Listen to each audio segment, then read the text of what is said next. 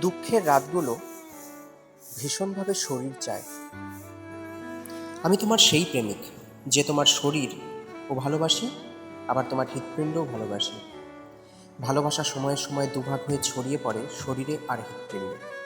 তুমি বলবে হৃৎপিণ্ড তো শরীরের বাইরে না, সেও ঠিক।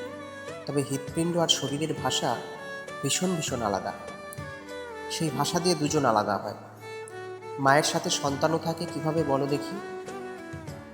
শরীরের সাথে মিশে। এক রক্ত এক প্রাণ থেকে আলাদা হলে তবেই না নতুন জন্ম। আমি তোমায় মায়ের মতোই ভালোবাসি, শরীরের মধ্যে রেখে ঠিক তোমার মতো করে। শারীরিক যৌন সম্পর্ক বাদ দিলে তোমাতে আমাতে সম্পর্ক মায়ের মতো। আমি তোমায় সেইভাবেই ভালোবাসতে চাই বারবার, মায়ের মতো করে। শীতের দুপুরে চুলে বিনুনি বেঁধে দিতে শিখি, তারপরে দুষ্টুমি করে ঘাড়ে ঠোঁট ডুবিয়ে দিতেও ভালোবাসি।